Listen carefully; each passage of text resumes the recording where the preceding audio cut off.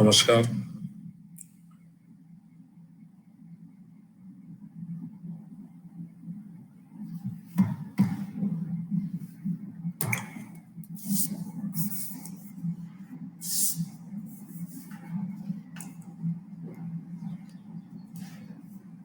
Welcome all of you. आज की ये क्लास इसमें एमपीपीएससी प्रीलिम्स को लेकर के जीएस उससे संबंधित जो महत्वपूर्ण क्वेश्चंस रहते हैं एमसीक्यू उससे रिलेटेड रहेगी। अलग अलग टॉपिक पर एमसीक्यू रहेंगे, उनको डिस्कस भी करेंगे और उसको सॉल्व कर पाएंगे। आप पोल में अपना आंसर लगा सकते हैं। पहला क्वेश्चन है, एमपी रिलेटेड ही है। क्वेश्चन आता है कि कुछ मध्य प्रदेश के जो साहित्यकार हैं या साहित्यकारों की रचनाओं से संबंधित रहता है। किताब का नाम है राह किनारे बैठ। ये इसके ऑथर कौन है? माखनलाल चतुर्वेदी, महादेवी वर्मा, शरद जोशी, शिव मंगल सिंह सुमन। राह किनारे बैठ।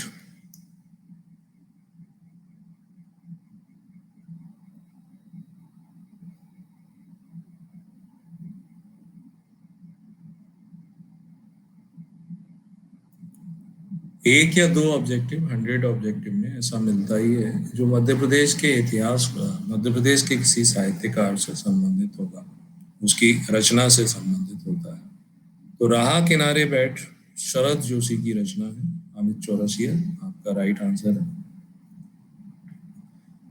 अच्छा, ये जैसे और साहित्यकार लिखे, माखनलाल चतुर्वेदी हुए, महादेवी वर्मा हुए, शिव मंगल सिंह सुमन हुए, तो इनके बारे में इतना पढ़ते समय जरूर पढ़ो कि ये किस काल के कवि हैं। आधुनिक काल के हैं वैसे तो, और इनका जन्म स्थान कहाँ पर है, तो इससे भी क्वेश्चन आ सकते हैं। अगला क्वेश्चन है मध्य प्रदेश में ट्राइब्स हैं, जनजातियां जो हैं, उनके हिसाब से भीलों के घरों को क्या कहते हैं? टोला, सहराना, चिमाता, फाल्या। भीलों के घरों को क्या कहते हैं?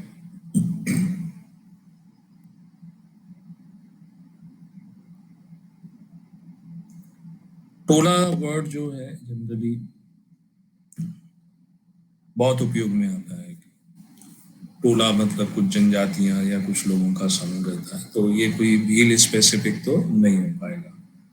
सहराना भी भीलों से संबंधित नहीं है। सहराना लाइन से जो घर बने रहते हैं, हाउसेस, जनरली ये सहरिया जनजाति जो रहती है उसके द्वारा बनाए जाते हैं, तो उसे सहराना के नाम से जानते हैं। चिमाता कोई घर नहीं, ये कृषि करने का तरीका है एक पर्टिकुलर ट्राइब्स में। तो यहां पर जो राइट आंसर आएगा वो आएगा फालिया। ठीक है, फालिया इज द राइट आंसर। शहरिया जनजाति श्योपुर में सबसे ज्यादा पाई जाती है, सही है ना?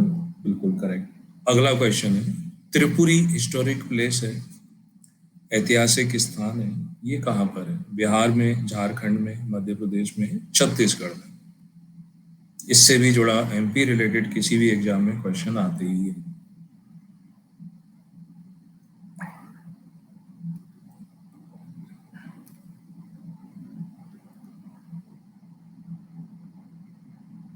अब एक व्यक्ति किसी ने छत्तीसगढ़ लगा दिया है, तो ऐसी तुक्का लगा दिया। त्रिपुरी ऐतिहासिक स्थल है, यहाँ पर इंडियन नेशनल कांग्रेस उसका सम्मेलन हुआ। नेताजी सुभाष चंद्र बोस यहाँ पर अध्यक्ष चुने गए, और गांधी जी समर्थित जो प्रत्याशी थे जिनका नाम पट्टाभी सीतारमैया, उनको हराया था, उनकी जमानत जब्त हो गई थी। तो ये मध्य प्रदेश में जबलपुर में आता है। कलचुरी वंश की राजधानी भी रहा है। मध्य प्रदेश इसका राइट आंसर होगा। ठीक है, बिल्कुल करेक्ट। अगले क्वेश्चनों पर चलें, उसके पहले उन लोगों के लिए जिन्होंने अनअकैडमी प्लस ज्वाइन नहीं किया है, तो वो अनअकैडमी प्लस ज्वाइन कर लें।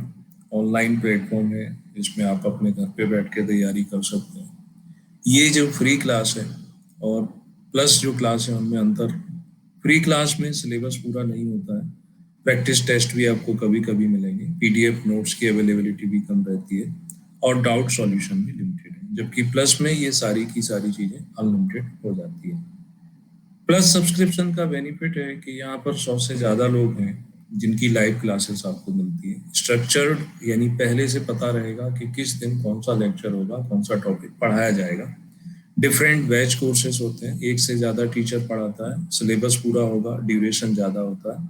आपको डिटेल में पढ़ना है तो इंडिविजुअल क्लासेस रहती है, वहाँ पर जा करके आप पढ़ सकते हैं। डेडिकेटेड डाउट क्लियरिंग सेशन रहते हैं हर 3 लेक्चर के बाद, जिसमें आपके जो भी डाउट हैं वो क्लियर किए जाते हैं। पोल कमेंट को इससे आप इंटरेक्ट हो पाते हैं।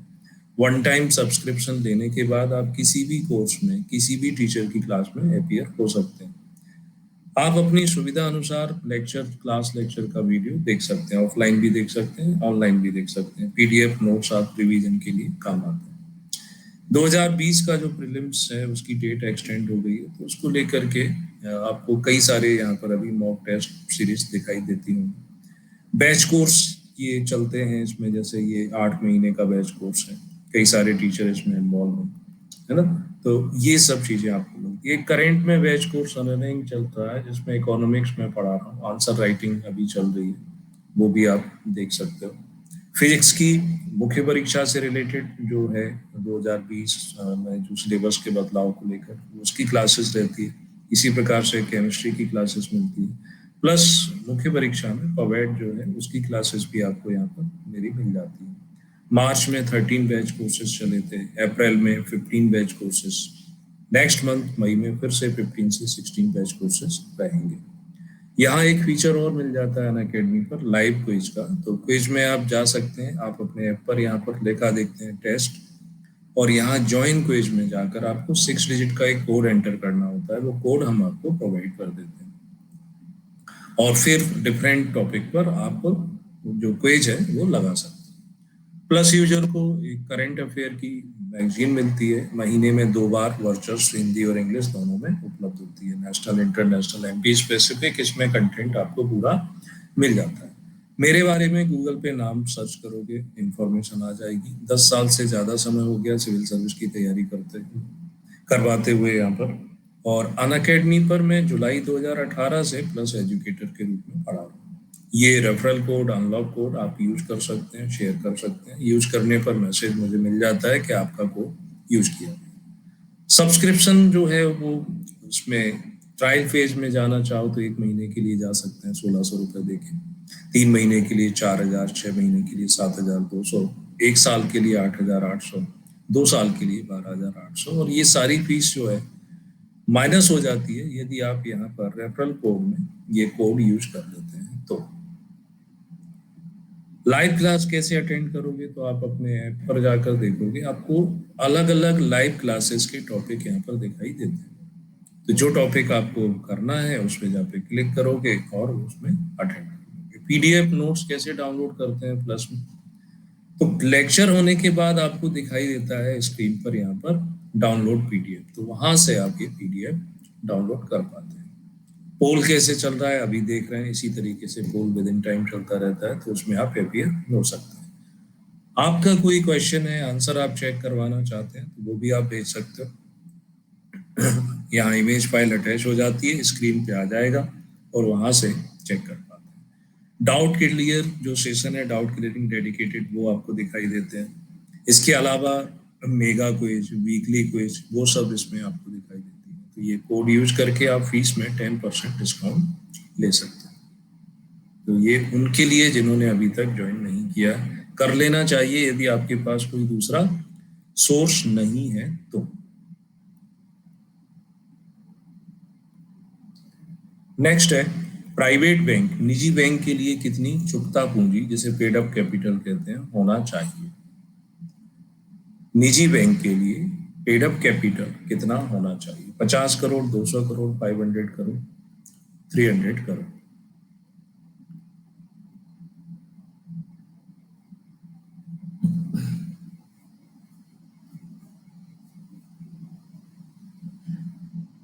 दो लोगों के राइट आंसर है, निशा और अमित।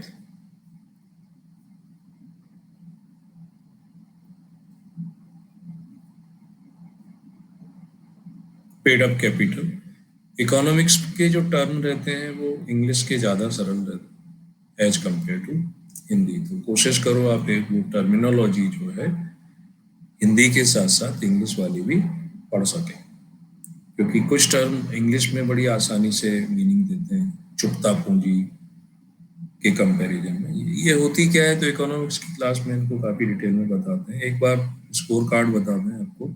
अमित 4 में से 4 सही है। Mister Rahul Kurmi 2 out of 4। Manu Chaudhary 1 only. Nisha only 1। जिज्ञासा ओनली 1। निखिल सिर्फ 1। राइट आंसर है 500 करोड़ होना चाहिए प्राइवेट बैंक के लिए।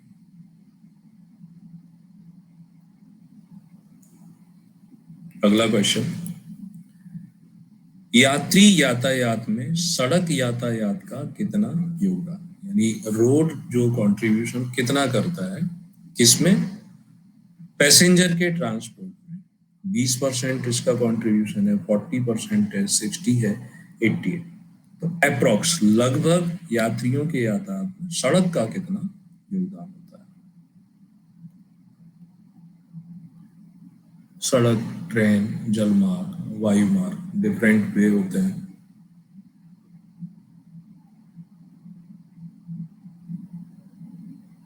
सबसे ज्यादा लोगों का कहना है कि 40% कॉन्ट्रीब्यूशन है। मतलब हमारे देश में यात्री जो है 40% सड़क से यात्रा करते हैं और 60% सड़क के अलावा करते हैं। ये कॉमन सेंस का प्रयोग करके लगाओगे आप। आपको मालूम होना चाहिए कि हमारे देश में सड़कें जो हैं वही महत्वपूर्ण भूमिका निभाती हैं as compare to other transportation system, चाहे आप किसी भी दूसरे सिस्टम की बात करो। और यात्री यातायात में 80% जो भागीदारी है वो सड़कों की। ओके अमित, उसके बाद जिज्ञासा। नेक्स्ट अगला क्वेश्चन है, मध्य प्रदेश में सबसे कम वर्षा कहाँ पर होती है। ये तो सबको पता होगा, लोएस्ट रेनफॉल इन प्रदेश में पूछा जा रहा है, तो यहाँ इंडिया की जगह एमपी कर ले। मध्य भारत का प्लेट्यू, मालवा प्लेट्यू, रीवा पन्ना, नर्मदा, सोन घाटी। नीतू जी गुड मॉर्निंग, नमस्ते। भारत प्लस नीतू, अमित इनके राइट आंसर है। मध्य प्रदेश स्पेसिफिक है, एमपी तो एमपी में सबसे ज्यादा सबसे कम वर्षा पूछी जा रही है, कहाँ पर होती है। मेरा मैप ठीक से नहीं बना है, आप लोग प्रैक्टिस जरूर करें। इस वाले हिस्से को मध्य भारत कहते हैं। मालवा प्लेट्यू जो है ये यहाँ पर आ जाता है, रीवा पन्ना इधर चला जाएगा, इधर बुंदेलखंड आ जाएगा, नर्मदा सोन घाटी हो जाती है।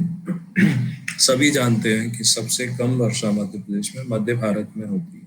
श्योपुर, भिंड, मुरैना, ग्वालियर वाला जो हिस्सा है यहाँ सबसे कम वर्षा होती है। बिना किसी डाउट के मध्य भारत का पठार लगा लेना चाहिए। ये मध्य प्रदेश का जब हम फिजिकल क्लासिफिकेशन पढ़ते हैं तब पढ़ते हैं, इसमें मिट्टी किस प्रकार की पाई जाती है, या कौन से मिनरल्स मिलते हैं, यहाँ का वेजिटेशन क्या है, ये आपको मिल जाता है। मध्य प्रदेश से रिलेटेड चाहे हिस्ट्री हो, चाहे इकोनॉमिक्स हो, जियोग्राफी हो, तो मैक्रो हिल की एक किताब आती है जितेंद्र सिंह भदौरिया, वो आपको ले लेना चाहिए। और एक किताब और ले सकते हो, मध्य प्रदेश हिंदी ग्रंथ अकादमी की, तो चूंकि कॉपी उसी को करते हैं सभी लोग, ये राइट आंसर राइट हो जाता है। नेक्स्ट, ये ट्राइब से रिलेटेड क्वेश्चन है। दूध लौटावा एक प्रथा है, किसी जनजाति में प्रचलित है। इनमें से किस जनजाति में ये व्याप्त है या पाई जाती है, दूध लौटावा।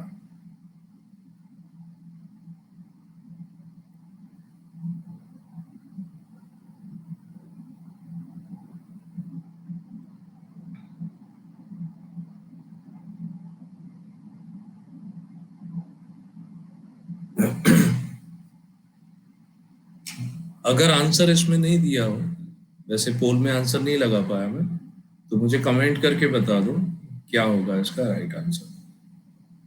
दूध लौटावा किस जाति में प्रचलित है।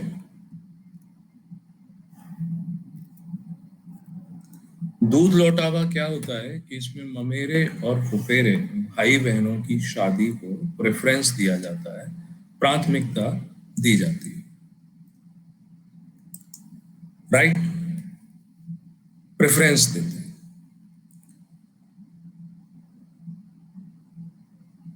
तो कौन सी जाति में ये प्रेफरेंस दिया जाता है, दूध लौटावा?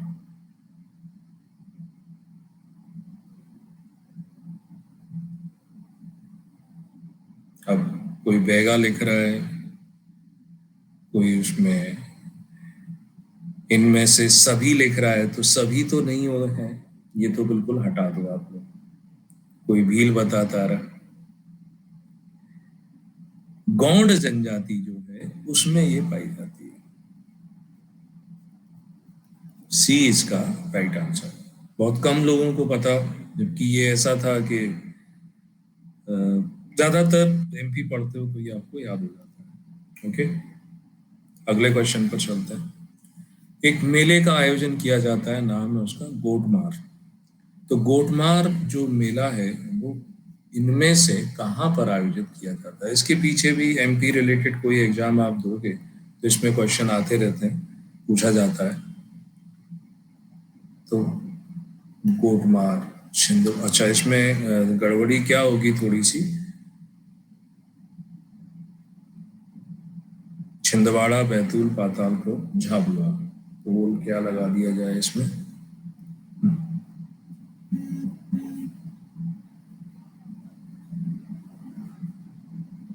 निशा, सुदीपा इनके राइट आंसर है।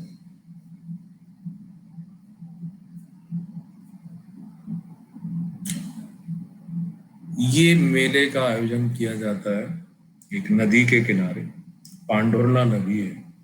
आसपास के दो गांव के लोग इकट्ठे हो जाते हैं और पत्थरों से युद्ध भी लड़ते हैं। तो इसमें कई लोग घायल हो जाते हैं शासन के द्वारा, प्रशासन के द्वारा। पत्थरों के स्थान पर दूसरी चीज का ऑफर किया जाता है, मगर परंपरा के रूप में वो पत्थरों का ही प्रयोग करते हैं। तो राइट आंसर इसमें है छिंदवाड़ा। सिर्फ दो लोगों को इसका राइट आंसर मालूम था, अमित 6 आउट ऑफ 8, जिज्ञासा उसके बाद निशा। एक एक दो दो आंसर ही दिए हैं, बाकी तो आंसर दे ही नहीं पा रहे।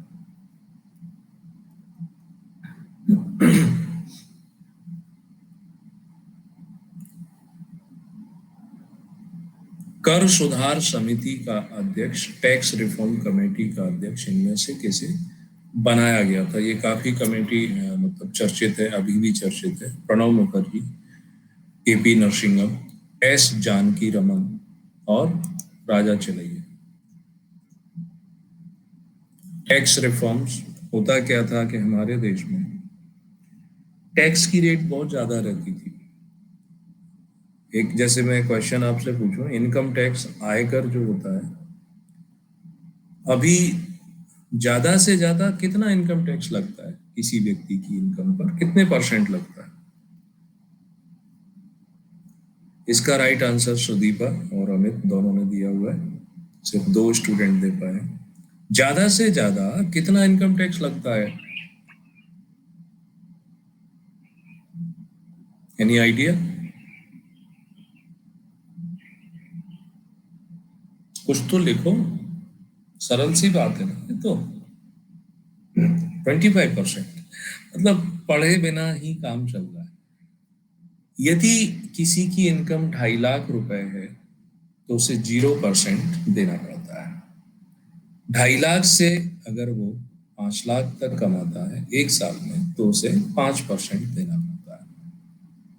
5 से 10 लाख के बीच में कमाता है तो उसको 20% देना पड़ता है। 10 लाख से ज्यादा कमाने पर इनकम टैक्स 30% लगता है। याद कर लो, ये कौन सा एमपी है? ये तो इनकम टैक्स इकोनॉमिक्स है। 2.5 लाख तक टैक्स फ्री है, कोई इनकम नहीं। 2.5 से 5 लाख के बीच में 5%, 5 से 10 लाख तक कमाते हो तो 20%, 10 लाख से ज्यादा कमाते हो 30%। मेरा क्वेश्चन सिर्फ इतना था कि ज्यादा से ज्यादा हमारे देश में कितना इनकम टैक्स लगाया गया होगा अभी तक। अगर आप जैसे 30% का मतलब ये हुआ 100 रुपए कमाते हो तो 30 रुपए सरकार को देना पड़ेंगे। तो आप गैस करो कि अभी तक हमारे देश में कितने परसेंट इनकम टैक्स लगता होगा। देश की आजादी से लेकर अभी तक ज्यादा से ज्यादा कितना लिया गया? जैसे 30% तो अभी करंट में लग रहा है।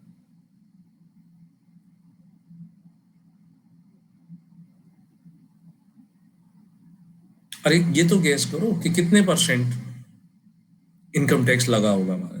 30, 40, 50, 60 कितना? 5 लाख की एफडी में भी 20% होगा या सैलरी में। इनकम टैक्स का मतलब ये रहता है नीतू जी, आपकी एक साल की इनकम, अगर आप मान के चलो सिर्फ आप एफडी ही है आपकी, अदर कोई इनकम नहीं है, 5 लाख रुपए एफडी के, तो 5 लाख रुपए की एफडी से इनकम टैक्स नहीं लगेगा। उस पर आपको ब्याज कितना मिला एक साल में? अगर ब्याज पता चला कि 5 लाख की एफडी पर 6% भी अगर जोड़ लो, 3,000 रुपए मिला, तो इनकम तो आपकी 3,000 रुपए हुई ना। आपके 5 लाख 10 लाख, लेकिन जैसे ही एफडी मैच्योर हो जाती है तो इनकम पे लगता है। तो देखो, हमारे देश में इनकम टैक्स अधिकतम,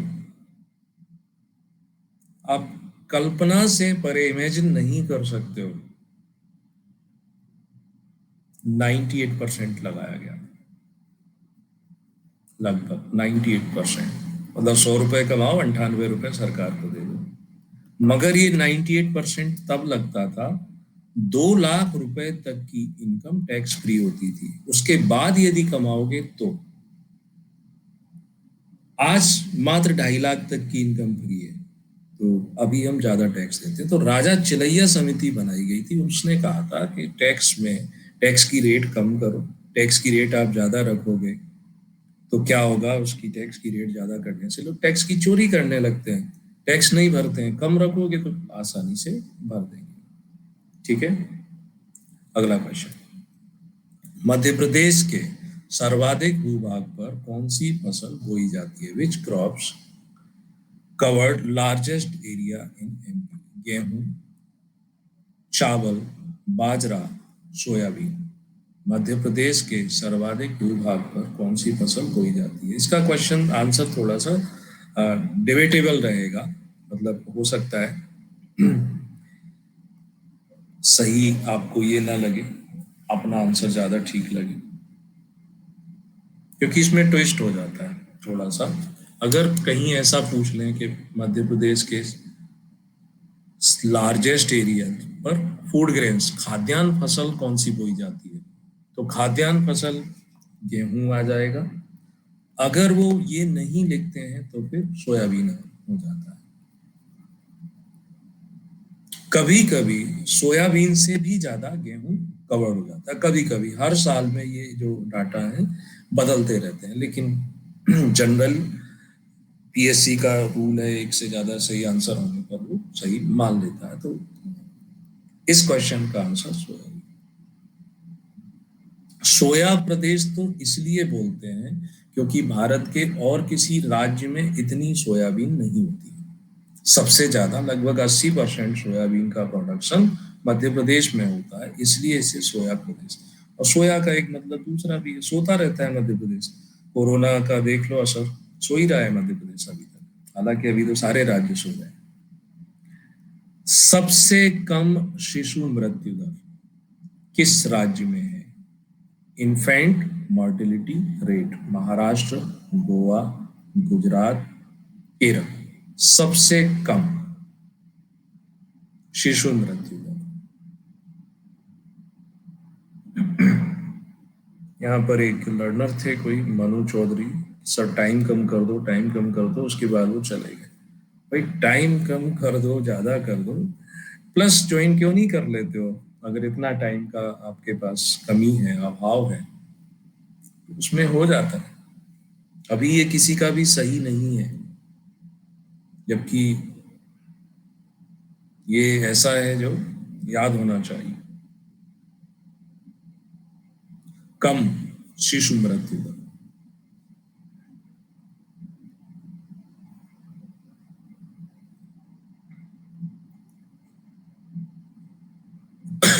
केरल पे जा रहे हो, लेकिन सबसे कम गोवा। मध्य प्रदेश की ज्यादा है, बल्कि सबसे ज्यादा है देश में।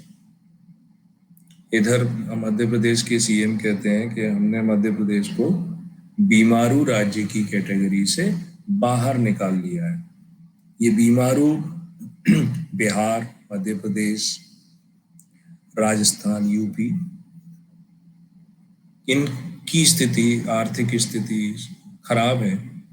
नीति आयोग कहता है कि मध्य प्रदेश जैसे राज्यों की वजह से हमारे आंकड़े गड़बड़ हो जाते हैं, क्योंकि ये पिछड़ा हुआ है, वास्तव में पिछड़ा हुआ है। तो राजनीतिक रूप से सिर्फ कहा जाता है कि हम बीमारू प्रदेश नहीं है, ऐसा वैसा। अगला क्वेश्चन है, एमआरटीपी कमीशन के स्थान पर कौन सी संस्था बनाई गई? मोनोपोलिस्टिक रिस्ट्रिक्टिव ट्रेड प्रैक्टिस एक कमीशन था, उसको समाप्त किया गया, उसके स्थान पर एक नई संस्था बनाई गई। तो वो संस्था इनमें से कौन सी है?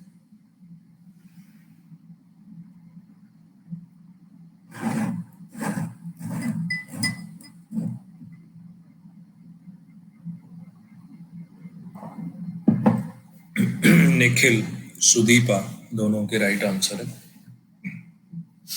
Neetu right answer.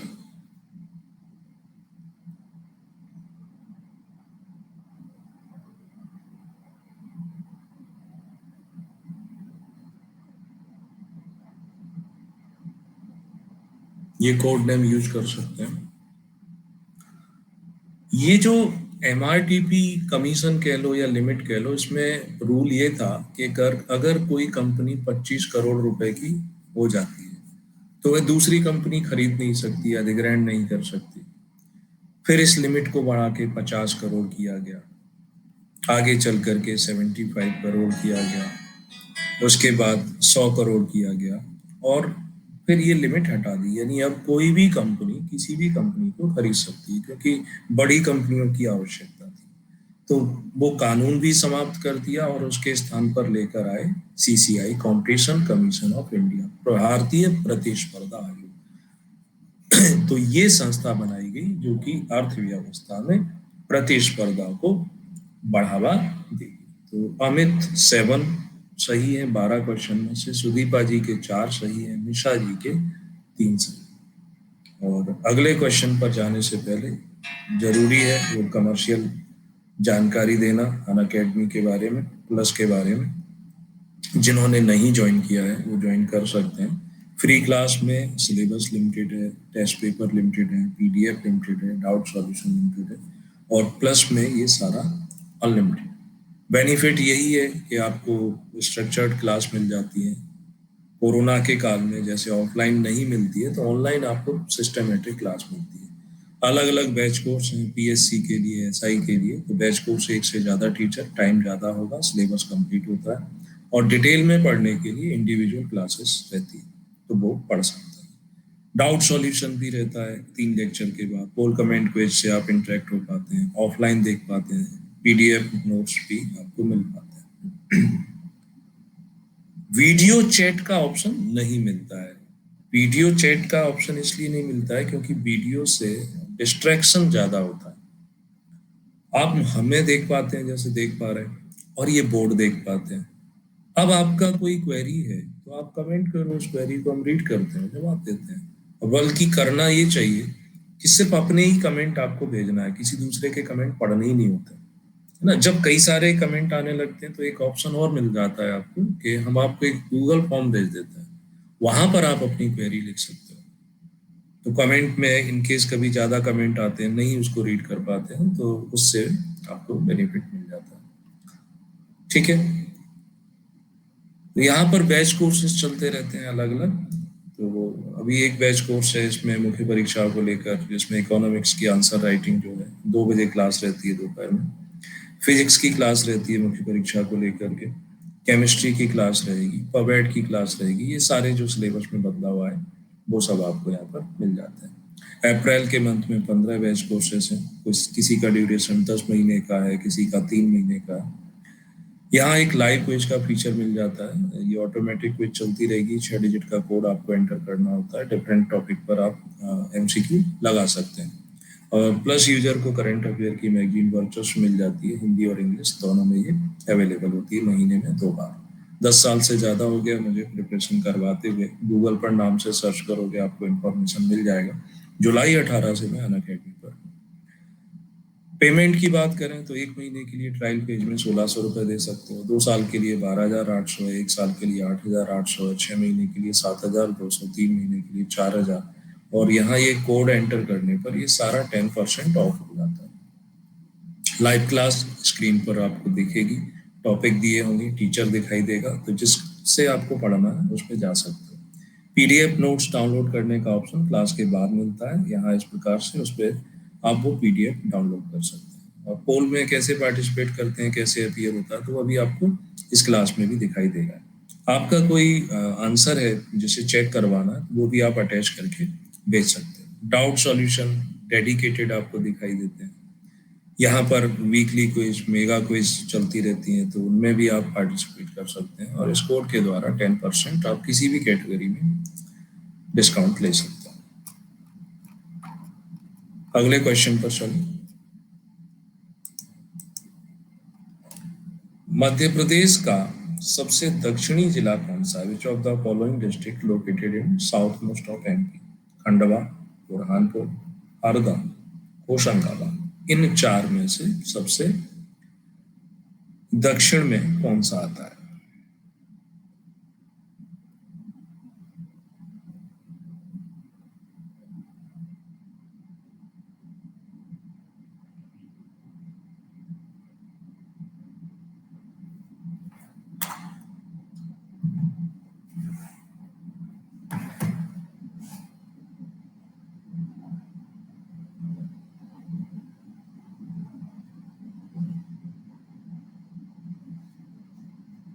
सबने बी लगाया है, सभी,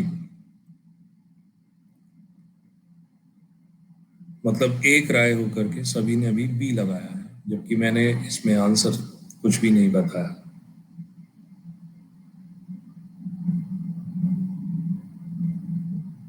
फॉर्चुनेटली ये सही भी है। बुरहान आंसर पोल में लगा नहीं पाया था, करेक्ट।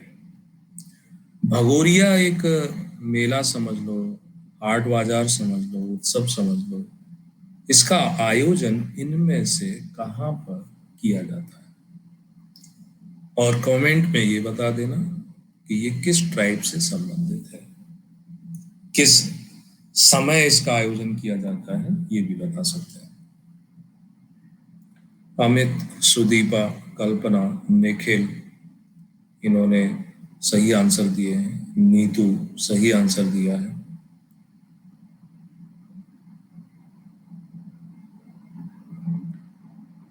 भील जाति है ना, करेक्ट। देखो, भील जाति में होली के अवसर पर अभी कुछ दिन पहले होली थी, तो ये मनाया गया था।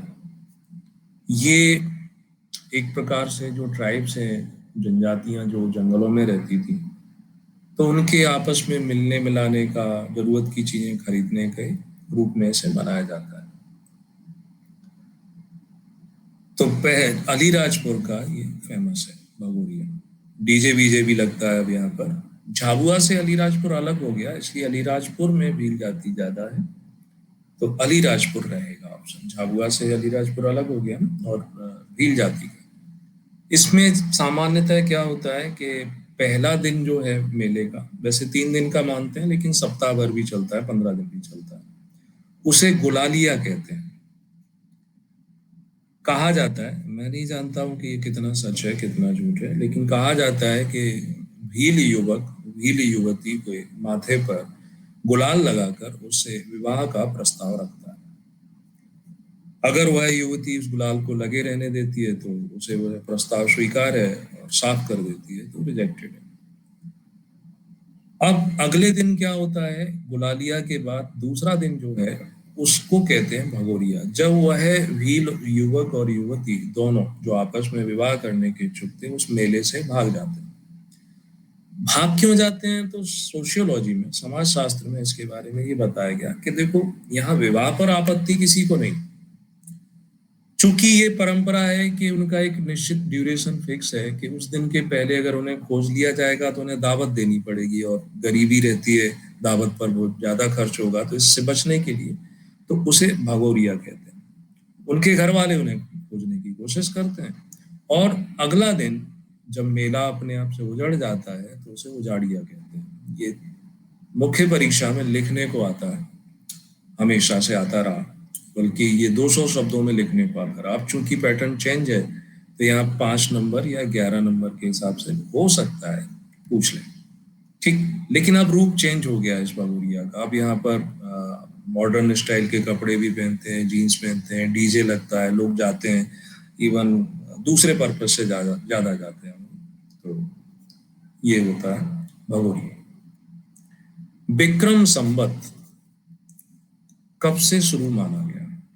विक्रम संवत की शुरुआत कब से हुई? बीसी मतलब बिफोर क्राइस्ट, या ईशा पूर्व भी इसे कहते हैं, है ना। और एडी लिखा रहता है तो इसका मतलब ईसवी से होता है। कोशिश करो। शक संवत ये हमारा नेशनल कैलेंडर है, मगर यहाँ विक्रम संवत पूछा जा रहा है। कल्पना, निखिल दोनों के राइट आंसर है।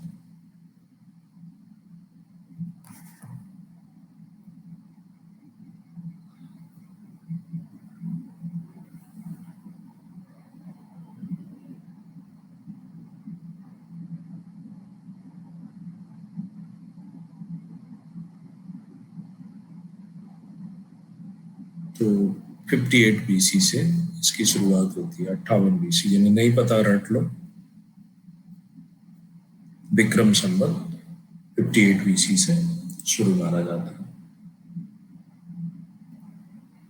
गैग्रेरियन कैलेंडर जो जनवरी फरवरी ये होता है, इसमें पहला दिन मतलब 1 जनवरी।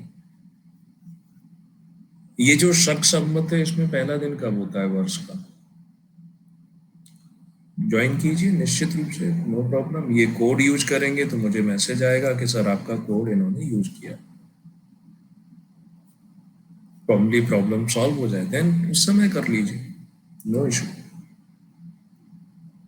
तो ये हिंदी में जो पहला जो आता है वो कब आता है? पहला महीना कौन सा होता है शक संवत में? इसमें जिसमें जनवरी हुआ तो इसमें जो कैलेंडर में देखोगे ना लिखा रहता है चैत्र, ना तो चैत्र वाला आ जाता है। अगला क्वेश्चन है कि भारत में विनिवेश आयोग की स्थापना कब हुई? डिसइन्वेस्टमेंट कमीशन ये कब बनाया गया?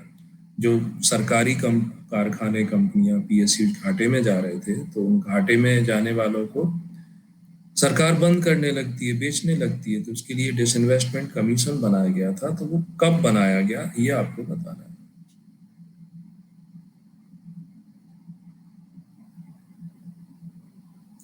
देखो निखिल जी, अब आपको अपनी पर्सनल इंफॉर्मेशन शेयर तो नहीं करना चाहिए कि आपकी एनुअल इनकम क्या है, बट मैं यही बोलूंगा दोस्त, सबसे ज्यादा इनकम क्या होती है? व्यक्ति का हेल्दी होना, मस्तिष्क का संतुलित होना, राइट। तो जरूरी नहीं होता है। तो अगर आप अपनी ये इनकम लिख करके यहाँ कोई आपकी इसमें मॉनेटरी हेल्प तो नहीं कर सकता, वो तो ऑटोमेटेड रहता है, बट कॉन्फिडेंस बढ़ाओ। सेल्फ भी स्टडी की जा सकती है, कोई बड़ी बात नहीं है ना। सेल्फ किताबें आपकी अच्छे साथी, अच्छे दोस्त बन जाती है, उनसे भी कर सकते हो। और कई लोग निकलते भी, जरूरी नहीं होता है कि हम हमेशा कोचिंग क्लास ही ज्वाइन करते थे, ठीक। रिसोर्सेस जुटाने पड़ते हैं, अपने आप से नहीं आते हैं। अमित जी 8 क्वेश्चन सही है आउट ऑफ 16 में। सुदीपा 6 सही है, निखिल 6 सही है।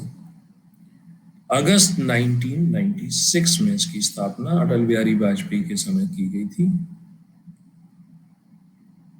नेक्स्ट, खम्ब स्वांग ये किसी ट्राइब्स का लोक नाट्य है। कौन सी जाति में ये प्रचलित है? कोरकू, कोल, भील, वैगा।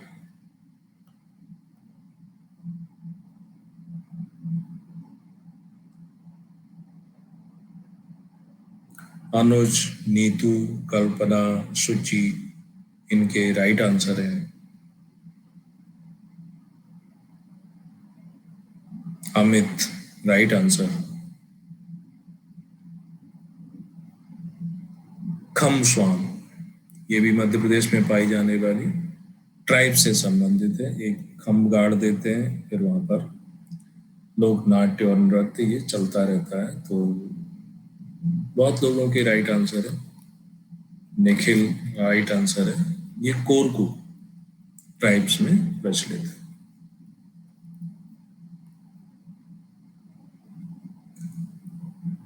अगले क्वेश्चन पर चलते हैं। राष्ट्रीय ग्रामीण विकास संस्थान, नेशनल रूरल डेवलपमेंट इंस्टीट्यूट, इनमें से कहां पर स्थित है?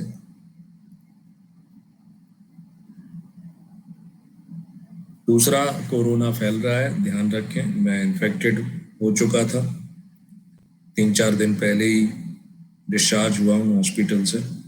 मेरी फैमिली में पिताजी को हुआ, ब्रदर को हुआ। तो मैं आप सबसे यही बोलूँगा, अपना ध्यान रखें, मास्क जरूर लगाएं, क्योंकि अगर आपके पास कोई पहचान नहीं है तो आपकी कहीं कोई सुनवाई नहीं। पूरा सिस्टम खराब हो चुका है। माना ये जा रहा है मई में 5 लाख पर डे केसेस निकलेंगे। सोच के देखो, जब अभी 3.5 लाख निकल रहे हैं तब ये हालत है, 5 लाख निकलेंगे तब क्या होगा? लोगों को ऑक्सीजन ही नहीं मिलेगी। राष्ट्रीय ग्रामीण विकास संस्थान हैदराबाद में है, इसलिए ज्यादा से ज्यादा अपनी सेफ्टी खुद रखो। नेक्स्ट, अमर्त्य सेन इन्हें नोबेल प्राइज मिला इकोनॉमिक्स का, तो इकोनॉमिक्स में किस काम के लिए? कंट्रीब्यूशन क्या? लेबर इकोनॉमिक्स के लिए, मार्केट इकोनॉमिक्स के लिए, मॉनेटरी इकोनॉमिक्स के लिए, या वेलफेयर इकोनॉमिक्स के लिए मिला? ये थोड़ा लेफ्टिस्ट माइंडसेट वाले व्यक्ति हैं। नोबेल जरूर मिला इन्हें, मगर इन्होंने देश के लिए कुछ ऐसा विशेष किया नहीं। अनुज शर्मा राइट आंसर है। अमर्त्य सेन को नोबेल प्राइज। अमर्त्य सेन ने काफी स्टडी की है अकाल, सूखा।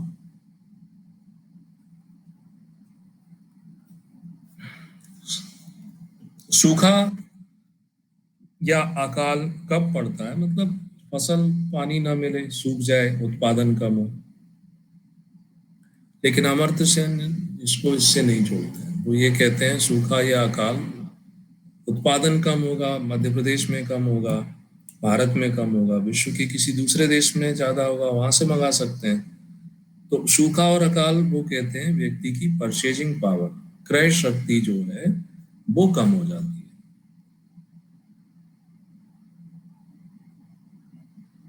कौन सा अंग ज्यादा इन्फेक्टेड होता है कोरोना में? लंग्स सबसे ज्यादा। पहले तो गले में, नाक में रहता है, मगर लंग्स फेफड़ों पे जाता है। उसके बाद फेफड़े काम करना बंद कर देंगे तो व्यक्ति, मतलब जितनी भी डेथ हो रही है 90% कोरोना से ही हो रही है। क्योंकि पहले तो पता नहीं चलता है, लोग जांच भी नहीं कराते, जांच कराने जाओ रिपोर्ट लेट आती है और फिर ट्रीटमेंट नहीं मिल पाता। तो यहाँ पर वेलफेयर इकोनॉमिक्स राइट आंसर है। मेरे होने का कारण था कि मैं डायरेक्ट कॉन्ट्रैक्ट में आ गया था जिन्हें इन्फेक्शन था, जानकारी ना होने की वजह से, इस वजह से। अदरवाइज अगर आप मास्क वेयर करते हो तो आपको नहीं होगा, ये सच्चाई है ना। मास्क लगाओ, नहीं होगा। किसी से भी डायरेक्ट कांटेक्ट, मतलब बिना मास्क के तो आओ ही मत। अपने घर में ना तो किसी को आने दो, ना किसी के यहाँ जाओ। कोई भी रिलेटिव आता है, हाथ जोड़ के बाहर से ही नमस्कार करके भेज दो कि आप ना आए, ना हम आपके यहाँ आने वाले हैं। अगले 1 महीने तक धीरे धीरे स्थिति कंट्रोल होगी, देन फिर आना जाना शुरू करो। ये सिम्टम्स अलग अलग आते हैं, फीवर भी आता है, खांसी भी होती है, किसी को मतलब उल्टी दस्त भी होने लगते हैं। ये सिम्टम्स अलग है। लेकिन अगर ऑर्गन की बात करो कि ऑर्गन कौन सा अफेक्ट होता है, तो लंग्स, फेफड़े। मेरे 40% फेफड़े इन्फेक्टेड हो गए थे, रिपोर्ट में नेगेटिव था, सीटी स्कैन में पता चला। रिपोर्ट भी आज, अभी जो वायरस का जो वेरिएंट है वो बहुत घातक है, वो समझ में नहीं आता है। और जबकि मैं 1 शॉट वैक्सीन का ले चुका हूं, उसके बाद तो जब आप डायरेक्ट किसी इन्फेक्टेड पर्सन के संपर्क में आओगे तो इन्फेक्शन होगा, कोई नहीं रोक सकता। और अगर नहीं आते हो, मास्क लगाए हो, आपसे अगर इन्फेक्टेड पर्सन है और आपने मास्क लगाया हुआ है, तो नहीं होगा, तो कुछ नहीं होता है, इतनी तो इम्यूनिटी रहती है।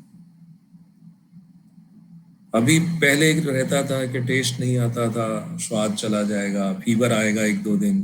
फीवर कुछ लोगों का उतर जाता है, किसी का नहीं आता है।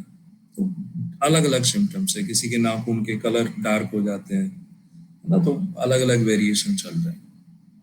पंचायतें कितने प्रकार के काम करती हैं? How many types functions related to Panchayati Raj institutions? हाँ, देश तो सभी तो यही चाहते हैं कि ना हो, लेकिन रोज तो 3.5 लाख, आज 3.49 लाख। और ये तो डाटा समझ लो जितने हैं उसका 3 टाइम्स कर लो आप। डाटा सारे फर्जी हैं, आंकड़े मध्य प्रदेश में ऐसे 12,000 पेशेंट दिखाते हैं ना कि पर डे इतने, इसका 3 टाइम्स 3 गुना कर लो, इतने लोग हैं। आंकड़ों विश्वसनीय नहीं है, बेकार है। और इसके लिए रेस्पॉन्सिबल हम लोग स्वयं हैं। सरकार अरकार हो तो सब बेकार, हमारी हम लोगों ने ही ध्यान नहीं रखा।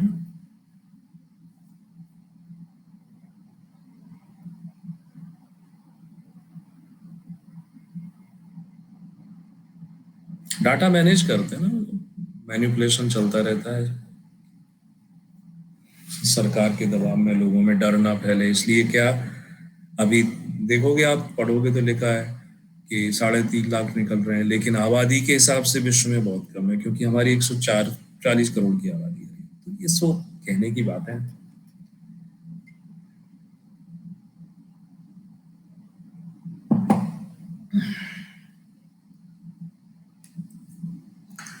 बहुत ज्यादा डेथ है, अभी जितनी भी डेथ है सिर्फ 10% नॉर्मल डेथ है, बाकी 90% कोरोना से डेथ है। 90%, 90%। स्कोर कार्ड देख लो एक बार, 20 क्वेश्चन पूछ चुका हूँ। अमित 11, निखिल 8, सुदीपा 7। 29 प्रकार के कार्य पंचायती राज इंस्टीट्यूट के द्वारा किए जाते हैं। 11वीं अनुसूची में ये 29 प्रकार के कार्यों की लिस्ट दी गई है। IMF यानी इंटरनेशनल मॉनेटरी फंड, अंतरराष्ट्रीय मुद्रा संघ, ये कौन से उद्देश्यों की पूर्ति के लिए बनाया गया? इससे संबंधित 4 स्टेटमेंट लिखे हुए हैं और फिर आपको नीचे इनमें से चुनना है। पढ़ लो इन चारों स्टेटमेंट को, उसके बाद ही मैं स्टार्ट करूंगा पोल। IMF की स्थापना कौन से ऑब्जेक्टिव को पूरा करने के लिए? अंतरराष्ट्रीय मुद्रा सहयोग प्राप्त करने के लिए, अंतरराष्ट्रीय व्यापार का प्रसार करने के लिए, व्यापार संतुलन में विषमता दूर करने के लिए, या कॉम्पिटिटिव जो एक्सचेंज लॉस होता है उसे बचाने के लिए।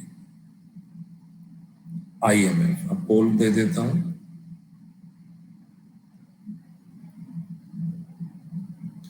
ABC, ACD, BND, ABCD 4। Manoj Sharma right answer.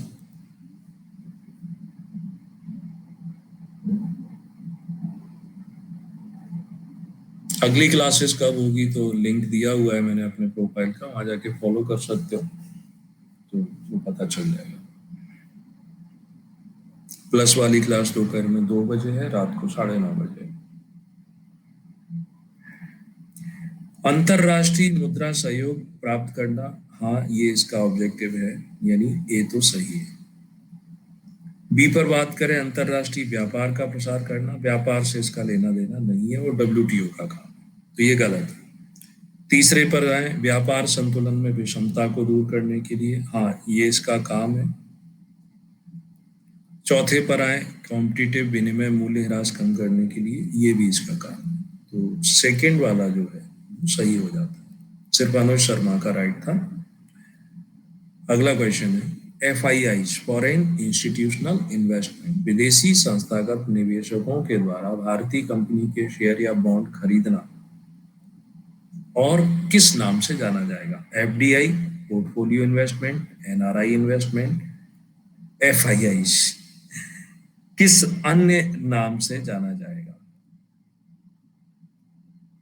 Tricky question है, मतलब एक प्रकार से।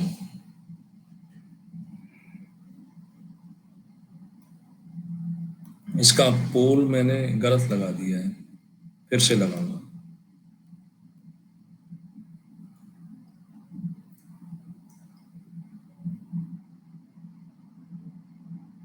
अभी मैं ठीक हूँ, नॉर्मल जो फूड लेते हैं वही सामान्य, कोई विशेष नहीं है, कोई विशेष मेडिसिन भी नहीं है, विटामिन सी खाते हैं। वीकनेस है, जाती है। सिचुएशन खराब थी, रेमडेसिविर के मुझे 6 इंजेक्शन लेने पड़े, मतलब डेली लगभग 12 से 15 इंजेक्शन लगते थे, तो सिचुएशन क्रिटिकल थी। बट अभी ठीक हूँ, क्लास भी ले रहा हूँ।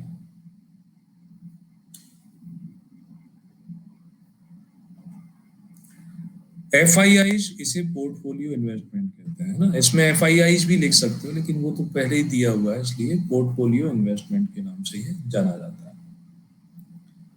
अगला, गिफिन गुड्स तथा घटिया माल पर विचार करते समय हमें बताना है इन चार में से क्या सही होगा। गिफिन गुड्स और घटिया माल। घटिया माल मतलब इंफीरियर गुड्स कह सकते हैं। घटिया माल गिफिन माल अवश्य होता है, गिफिन माल घटिया भी अवश्य होता है, घटिया माल गिफिन नहीं हो सकता, गिफिन माल घटिया माल नहीं हो सकता। थोड़ा अगर पढ़ा होगा तो कर पाओगे, तुक्का लगाने से तो ये नहीं बनेगा।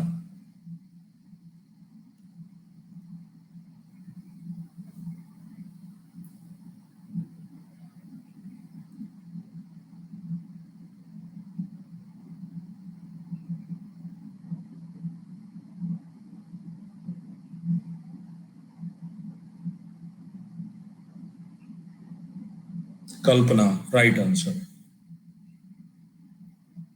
इकलौती लड़की का राइट आंसर।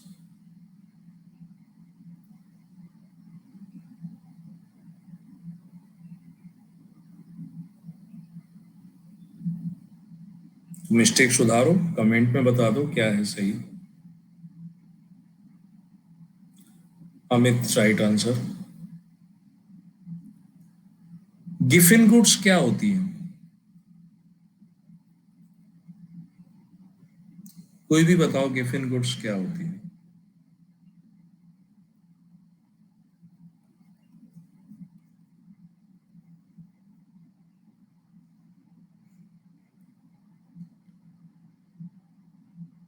गिफिन गुड्स मतलब ये वो वस्तुएं होती हैं, इनको लोग तब खरीदते हैं जब ये महंगी हो जाएंगी, इनकी कीमत बढ़ेगी तो लोग खरीदना पसंद करते हैं, और जब इनकी कीमत कम हो जाए तो लोग पसंद इनको नहीं खरीदते। मतलब ये एक प्रकार से वो समझ लो कि स्टेटस सिंबल है समाज में। नहीं, गोल्ड नहीं। जैसे आईफोन ले, आईफोन क्यों लेना चाहते हैं आखिर, ऐसा क्या है? महंगा है इसलिए लेना चाहते हैं, महंगा है इसलिए उसे लेना चाहते हैं। अगर वही आईफोन 5,000 रुपए में देना शुरू कर दे कंपनी, उन्हीं फीचर के साथ, लोग लेना बंद कर देंगे। तो स्टेटस सिंबल है ना कि देखो महंगी चीज लेकर के हम आए। गिफिन गुड्स वो होती है, प्याज टमाटर उसमें नहीं जाते। और घटिया वस्तुएं क्या होती हैं? हाँ, स्टेटस के लिए जो चीजें रहती हैं, जैसे कोई मान के चलो नीलामी में पेन मिला और उस पर लिखा कि ये मोहनदास करमचंद गांधी ने यूज किया था, तो करोड़ों रुपए में सेल हो जाएगा ना। उससे कहीं ज्यादा बेटर, अच्छा चलने वाला वो पेन 5-10 रुपए, 15-50 रुपए में आएगा, लेकिन कीमत कम है। वो इसलिए क्योंकि उसके साथ नाम जुड़ गया है कि अरे देखो इसको इन्होंने यूज किया। तो ये गिफिन गुड्स होती है। तो गिफिन गुड्स घटिया माल नहीं हो सकता है। तो जनरली घटिया से संबंधित मतलब खराब, इंफीरियर। नो पॉलिटिक्स, है ना? वो तो बहुत पुरानी बात हो गई।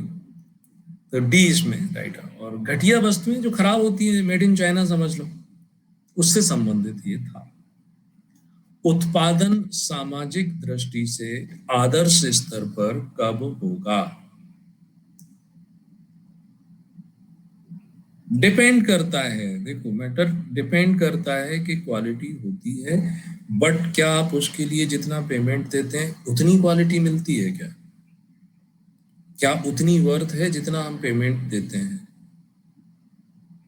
ये कौन जज करेगा? जैसे एक उदाहरण समझो, मान लो कल्पना जी मूवी देखने जाते होंगे, जब कोरोना नहीं था तो हम लोग वहां पर पॉपकॉर्न मिलते हैं, समोसे मिलते हैं, उनका प्राइस, वही चीजें बाहर लो, क्या अब आप कह सकते हो कि नहीं वहां मिलते हैं वो ज्यादा हाइजीनिक, ज्यादा क्वालिटी वाइज है? कह सकते हो क्या ये? उनको तो पता नहीं ना वो कब के बने हुए रखे हैं, लेकिन सिर्फ वहां पर जा करके उनकी प्राइस बढ़ जाती है। एक चिप्स का पैकेट खरीदते हैं हम लोग 20 रुपए का, 10 रुपए का, क्या वास्तव में उतनी वर्थ है उसमें उतना?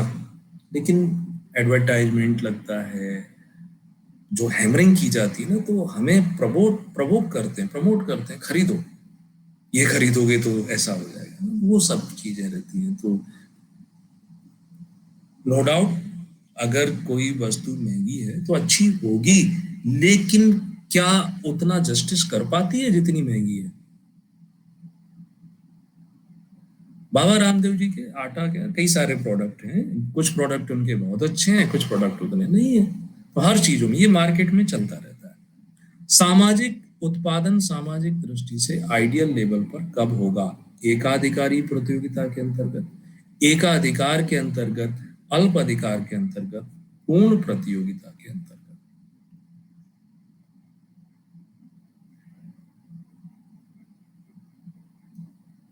मैं ये नहीं कहता आईफोन खराब होता नहीं, आईफोन अच्छा होता है, गुड, बट जितना वो पैसा लेते हैं उतना अच्छा तो नहीं होता, है ना, वो चीजें। अब आईफोन की भी अलग कहानी है, स्टीव जॉब, तो स्टीव जॉब ये क्या होते हैं, इन्हें हम स्टार्टअप समझ लो, जैसे अन अकेडमी भी एक स्टार्टअप है। तो स्टीव जॉब इन चीजों को बनाने के लिए पैसा चाहिए, रिसर्च एंड डेवलपमेंट के लिए। अब पैसा कहाँ से लाएंगे? आपका प्रोडक्ट अच्छा है तब तो कोई भी पैसा दे देगा, लेकिन अभी प्रोडक्ट बना नहीं है। तो ऐसे समय वे लोग जो इन्वेस्टमेंट कर देते हैं उन्हें हम एंजल इन्वेस्टर कहते हैं। मतलब उनका ये रहता है कि ठीक है, आपका अगर प्लान उन्हें पसंद आ गया तो आपका प्रोडक्ट अच्छा है, चलेगा तो हमारी हिस्सेदारी हो जाएगी, नहीं चले जाएगा तो हमारा पैसा गया। तो ऐसे स्टीव जॉब को किसी ने फंडिंग की थी, तो बनाया उसने। उस समय अलग था, और हर बार कुछ ना कुछ फीचर आते थे। अब अलग के नाम पे कुछ नहीं आता, कैमरे की संख्या बढ़ाते जाते हैं। है यहाँ पर फाइनल स्कोर कार्ड बता दूं? नहीं, एक क्वेश्चन और पूछ लूंगा मैं, उसके बाद बताऊंगा। अमित